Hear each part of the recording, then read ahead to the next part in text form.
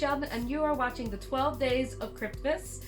It was going to be Countdown to Cryptmas, but we got COVID, and we couldn't do 24 days, so we're doing the 12 Days of Cryptmas starting today. We had to shorten it. Yes, we did have to condense it down.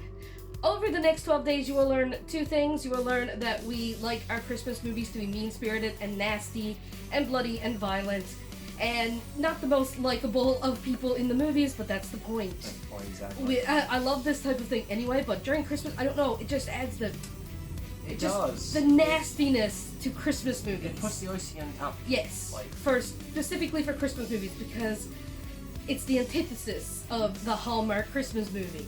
Everything's mean, everything's nasty, everything's bloody, everything's gory. It's wonderful. Well, the second thing you're going to find out is that I have entirely too many festive hats. I have, I'd say 20 or 30 of these, so there'll probably be a different one in every single video. Even if the outfit don't change, the hat's probably gonna. So we are starting with Christmas Bloody Christmas, which we watched last night. It was released, we're filming in advance. This was released last night on Shudder, free for anybody who has it. It's just fantastic.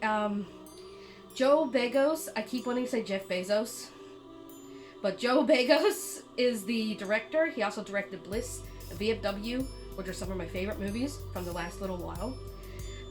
It stars Riley Dandy, Sam Delish, Jonah Ray, Dana Madison, who is both in Bliss and VFW, and Jeff Daniel Phillips shows up there, and he's a lot of fun. Everybody kind of knows who that is. He played Herman Munster most recently, and he's also in everything Rob Zombie ever did. Pretty much. I think they're like best friends. Yeah, they're buds. So this movie is exactly what I was talking about. This movie is mean-spirited, it is nasty, it is raunchy, and it is bloody. It is, like, it's very gory. It lives up to its name. It's Christmas Bloody Christmas. So our premise is, now, when I first heard the premises, I thought it was going to be several Santa Clauses, like a horde of killer Santas. But it's not. But it's not. And I also thought it was going to be more of a comedy than it was. But this actually gets pretty gnarly pretty fast. It is funny, but it's more situationally funny, and not like, say, Tucker and Dale, this is a horror comedy funny. This is more like, this is so outrageous and so over the top that you have to laugh at it. Like, there's certain persons maybe, it's just, you got no other choice, like, it's like, just... I don't want to spoil anything, but, yeah, it gets nasty and really gory. I'm going to try not to spoil this one too much. Even our favorite kills, because we're going to talk about our favorite kills and stuff, we're going to be vague about. So the premise is, they made these Santas, these robot Santas, to be in these toy shops. And they were recalled, but for some reason, one at this store didn't get sent back for some reason. And it goes nuts, and it kills everything it sees. So it chases this one couple, or they're kind of a couple. They get to, like, they're a couple, right? Oh, yeah. Because I guess it's the first people that he sees, so he's chasing this girl. He wants to, well, the couple. It ends up just being the girl. That's a spoiler. I'm sorry. But it's hard to not spoil it, yeah. But it's Robot Santa on a rampage. That's really all you need to know. It's Robot Santa on a rampage. It is beautiful. It is very festive. There's Christmas lights everywhere. It's so colorful. So gorgeous. And it's the same as Bliss and VFW. Bliss and VFW had the same feeling. Bliss was more like a grungy 90s feel to it. Yeah. VFW had more of like a neon 80s feel to it. This kind of mixes the two. This feels like it was filmed on VHS, but in the future. Because, like, there's robot Santas, everybody has cell phones and stuff, so it's not meant to be in the 80s. Or in the 90s. No. But it feels like that. One thing that might bother some people, doesn't bother us, because like I say, we like our movies nasty and gritty, is that they did seem to go to the Rob Zombie school of dialogue. It's vulgar, and there's a lot of curse words. If you don't like Rob Zombie's way of, like, his dialogue and everything is just fuck, and everybody's talking dirty, and like there's no hold barred here, then you're not gonna have a good time with this. If you can get past that, it's great. I like the banter between the two leads. It reminds me of when I was like in my 20s, me hanging out with my friends. We were just kind of little shitheads. It reminded me of that. There's a lot of movie talk banter. There's a lot of music banter, which is really cool. Like, if you're a big fan of music, grunge music and punk music and metal music, you're gonna like some of the banter, and horror fans are gonna like it too. Exactly. Like, they do discuss horror a lot between themselves. And our female lead, Riley Dandy, she's amazing in this movie. She is so good. I forget the character's name because I'm bad with character names. What was the main girl? I forget her name too. I forget the character's name, but she's played by Riley Dandy, and she is so good in this movie. And her character likes shitty movies, so, you know, I like her. She likes Blair Witch 2. She's like, that's her favorite Blair Witch movie is Book of Shadows. And truth be told, mine is too, because it's so dumb. Like, the first one, yes, the first one's scary. The first one's scary and intense. The second one is... But the second one just... Yeah, this one's way more entertaining. Yeah, it just goes off deep end, like it just, it goes off the deep end and it finds the Mariana Trench, okay? Like, yeah. So, it's very graphic, very bloody, very graphic, and very dirty.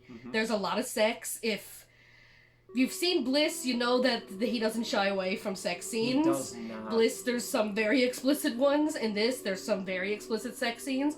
There is a sex scene that is cut in between the family next door getting murdered, like the dad next door, and it's cut back and forth between the sex scene and this murder scene. It's fantastic.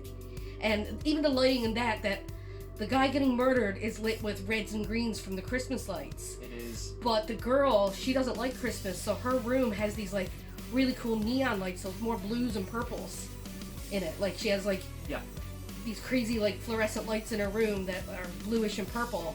So it's like, it's so pretty. Just the juxtaposition between the two is really pretty. Exactly. This movie is absolutely gorgeous. Like, I would recommend to watch this again because... Oh yeah, we're definitely going to be watching this again. It's going to be one of our Christmas movies to watch every year.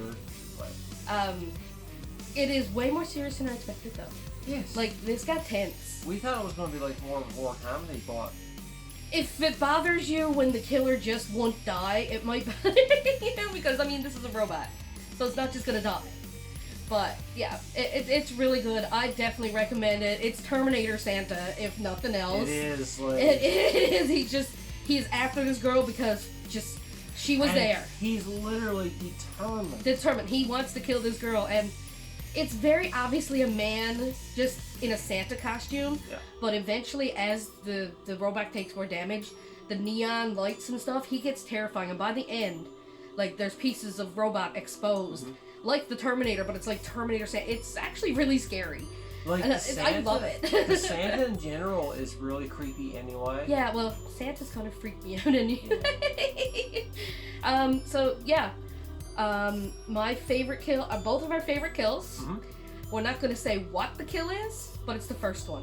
The very first kill sets the tone perfectly. When I seen that first time, the two of us had the same reaction. We lit up. Because we were just like, just watching the movie, you know, whatever, and then out of nowhere, we're just like, okay, you have our attention. I gave it a 9 out of 10, you gave it a 9.5.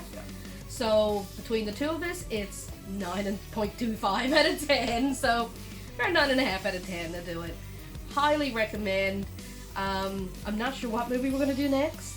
We are filming another video, but we're filming for day 4. We're not doing these orders, so continuity-wise, it's going to be a little messy, but we're not doing these in order whatsoever.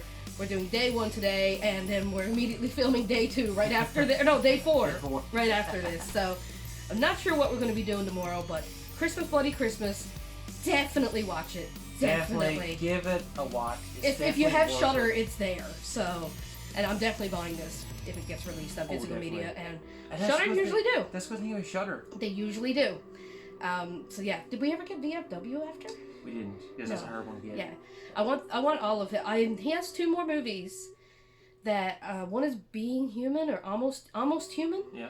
And I forget what the other one's called. One is on Tubi. I need to watch his other 2 movies. Okay, gotcha. But this is definitely rapidly becoming one of my favorite directors. This Joe Begos guy. I love it. I love his style. I love everything about it. So that's it for That's us. it for- Check out Christmas Bloody Christmas, and we will see you guys tomorrow. Bye. Bye.